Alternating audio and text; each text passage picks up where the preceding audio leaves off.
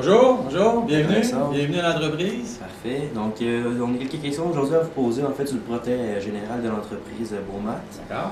Donc, tout d'abord, quelle est l'origine du nom Beaumat?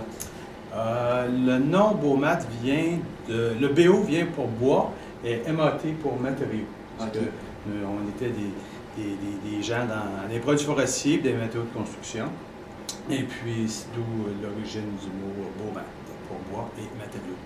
Parfait. Donc, qui est le fondateur de l'entreprise Beaumat? Le fondateur, c'est mon père, Magela Garon, qui a fondé l'entreprise en 1978. Parfait. Donc, depuis combien de temps l'entreprise Beaumat existe? Donc, Depuis 78 ouais, ans. parfait. Donc, quelles sont les valeurs principales que vous voulez véhiculer au sein de votre entreprise? C'est sûr que Matériaux Beaumat est une entreprise qui est familiale. Nous, ce qu'on vise d'abord et avant tout, c'est de se démarquer par la qualité de nos produits ainsi que la qualité de notre service.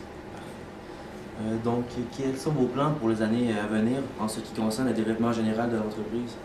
Présentement, on travaille sur différents plans de développement, développement de nouvelles clientèles, développement de nouveaux secteurs d'activité, puis développement aussi de nouvelles lignes de produits, dans le but d'accéder au développement sur pas seulement un plan stratégique, mais plusieurs plans stratégiques. Parfait. Quels sont les produits principaux que vous vendez chez Beaumat? Principalement, on est des gars de matériaux de construction. C'est sûr qu'on a beaucoup de produits forestiers, tout ce qui est bois, panneaux, d'origine produits forestiers, mais il y a plein d'essences, du cèdre, de la pruche, du bois de dimension, etc. Puis après ça, on a tout ce qui est matériaux de construction qui sert à la réalisation de produits de construction, soit résidentiels ou commerciaux. Parfait. Donc, présentement, l'agrandissement des marchés internationaux est-il une option pour vous, pour votre entreprise? On a depuis quelques années développé des niches de marché.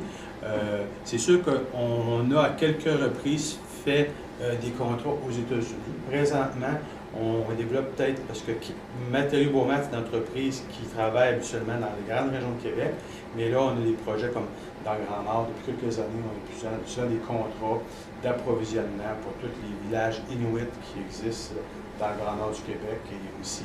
Parce qu'on a, autrefois, c'était le Grand Nord du Québec et le territoire du Nord-Ouest, mais maintenant, c'est appelé ça le Nunavut et le Nunavik. Puis, on est là présentement.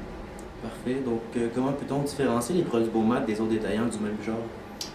On est plus spécialisé en frais de matériaux de construction, puis surtout un service adapté aux professionnels. On ne fait pas beaucoup de détails, on en fait un peu des particuliers, mais notre business est axé aux professionnels, ce que les autres font. Parfait. Donc, les prix de vos produits mis en marché sont-ils compétitifs? On n'a pas le choix. Dans un domaine de matériaux de construction, c'est toujours très compétitif. Les marges sont faibles. Donc, si tu n'es pas compétitif, tu ne vends pas.